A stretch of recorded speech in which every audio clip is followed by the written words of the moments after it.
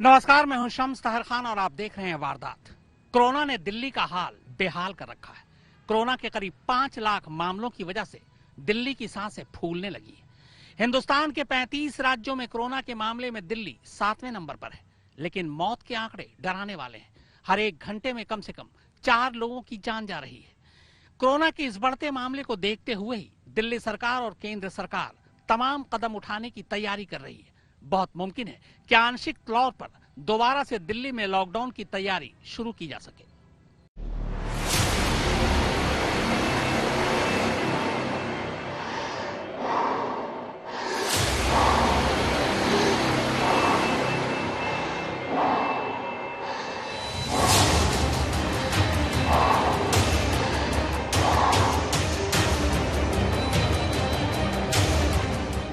दुनिया समझ रही थी कि वो अब लौट के न आएगा, दूसरे वायरसों की तरह गुम होकर खत्म हो जाएगा।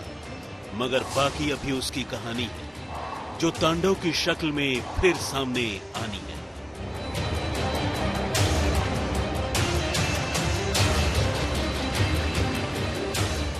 देखिए, पहचानिए, ये वही 50 नैनोमीटर का कोरोना है, जिसे हमने ये समझना शुरू कर दिया था कि वो अब हमारा ज्यादा कुछ नहीं बिगाड़ पाएगा, मध्यम पड़कर अपनी मौत मर जाएगा।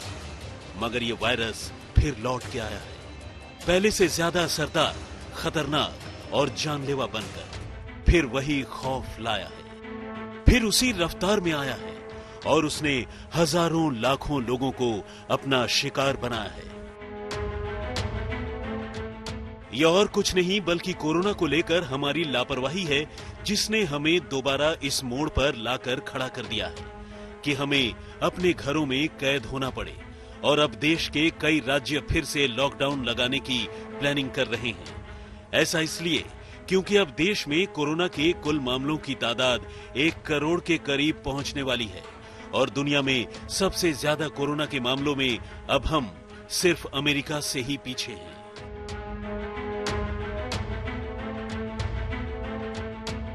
देश में कोरोना वायरस ने फिर से पैर पसारने शुरू कर दिए हैं। फिर से खौफनाक होता जा रहा है कोरोना। राज्य और केंद्र सरकारों के कई उपायों के बाद भी कोरोना रुकने का नाम नहीं ले रहा।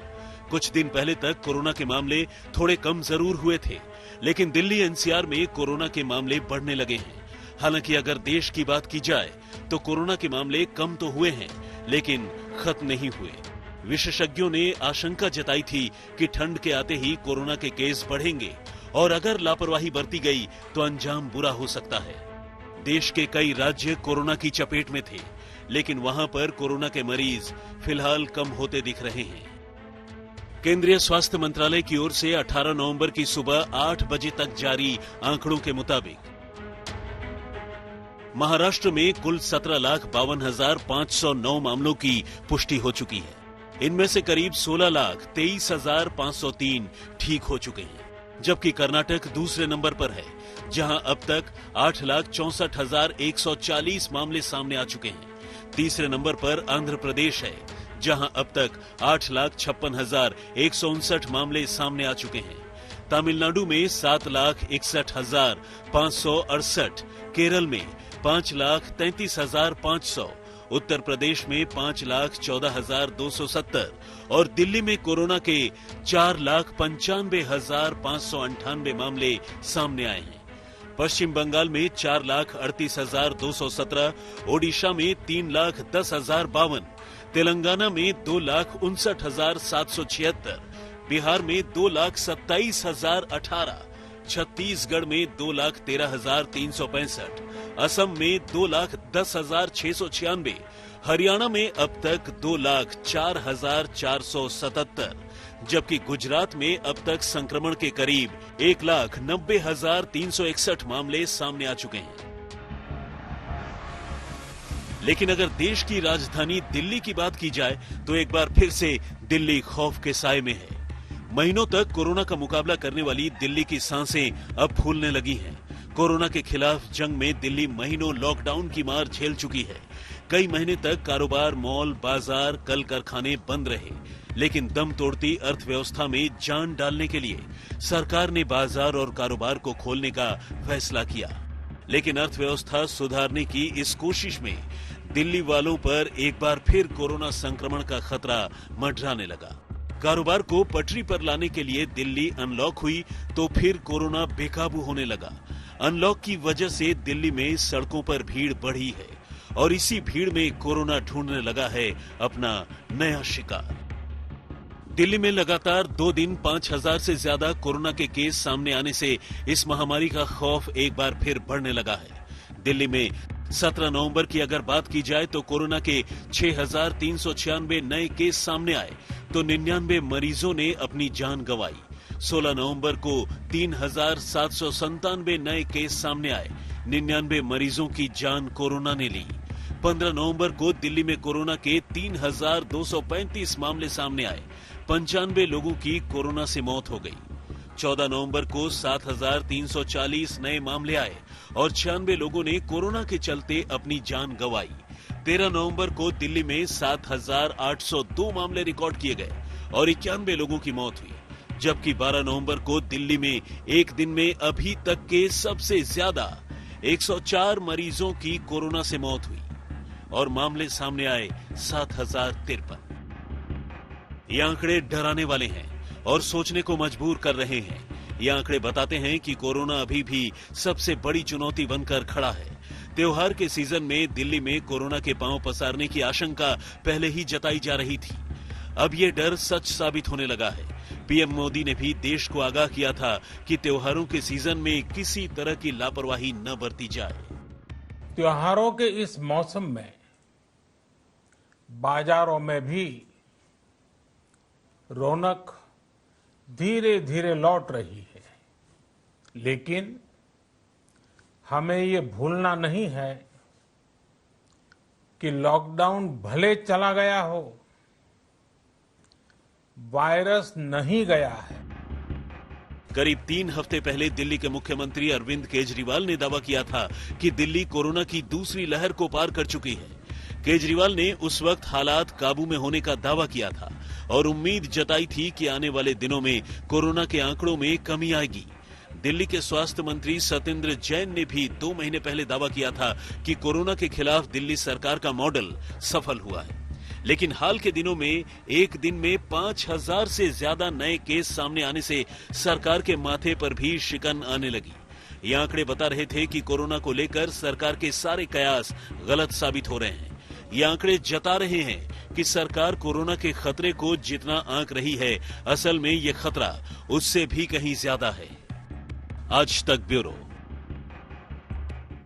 दिल्ली में पिछले कई दिनों से कोरोना की वजह से हर रोज 90 से 100 लोगों की जान जा रही। कोरोना की इस महामारी की वजह से एक और साइड इफेक्ट्स भी नजर आ रहा है दिल्ली के बाजारों पर। हालांकि दिल्ली सरकार ने फिलहाल कहा है कि अभी लॉकडाउन का उनका कोई इरादा नहीं है, लेकिन हालात पर वो नजर बनाए हुए हैं और अगर जरूरत पड़ी तो फिर दिल्ली के कुछ बाजारों पर गाज गिर सकती है।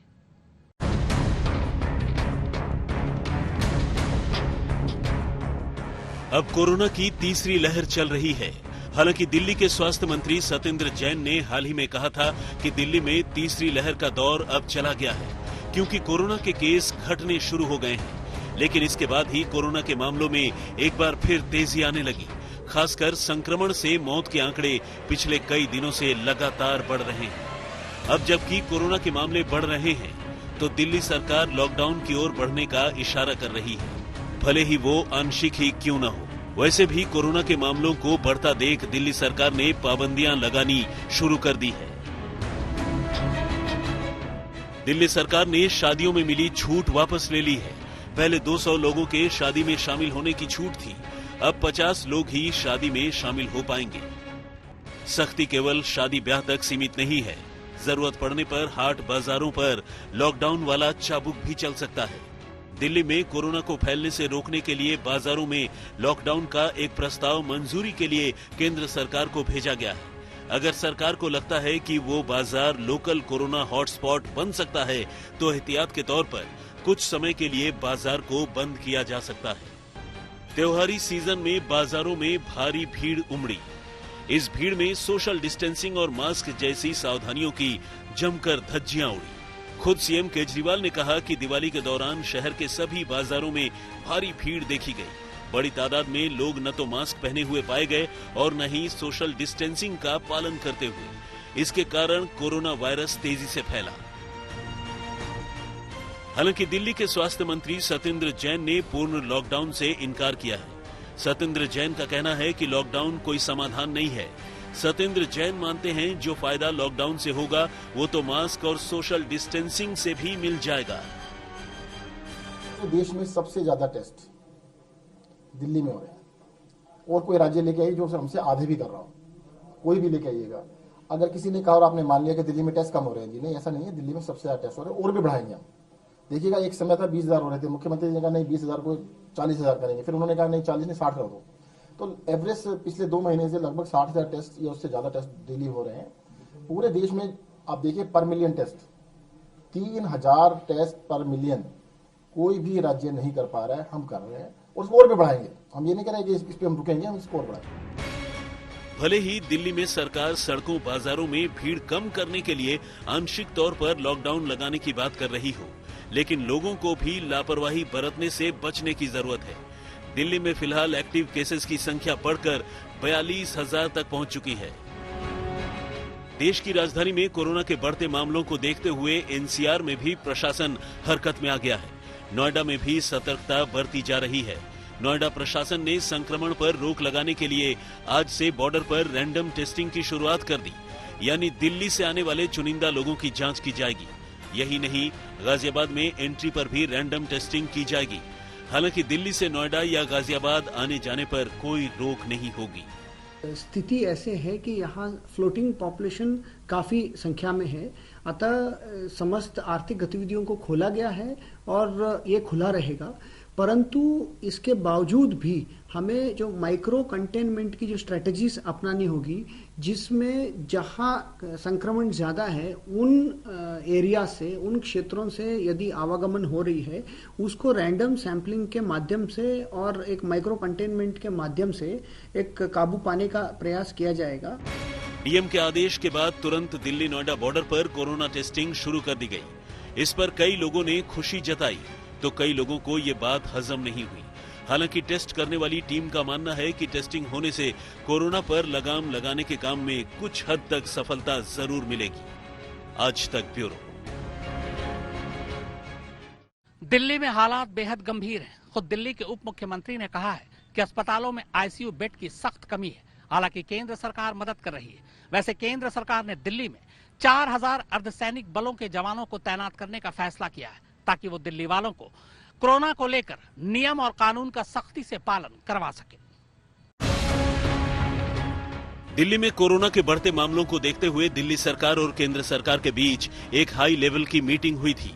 इस मीटिंग में केंद्रीय गृह मंत्री अमित शाह, स्वास्थ्य मंत्री डॉक्टर हर्षवर्धन, दिल्ली के उपराज्यपाल अनिल बैजल, मुख्यमंत्री अरविंद केजरीवाल और स्वास्थ्य मंत्री सत्येंद्र जैन मौजूद थे।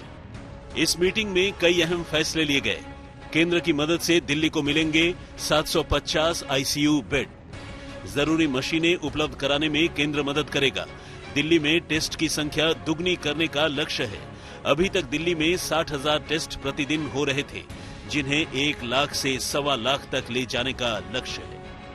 दिल्ली में कोरोना के हालात को लेकर केंद्र सरकार बेहद गंभीर है।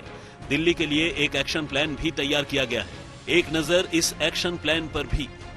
सरकार दिल्ली में डॉक्टरों की कमी को तत्काल पूरा करेगी।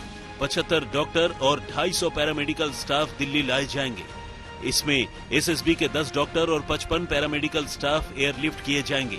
आईटीबीपी के 15 डॉक्टर और 60 पैरामेडिकल स्टाफ को दिल्ली एयरलिफ्ट किया जाएगा।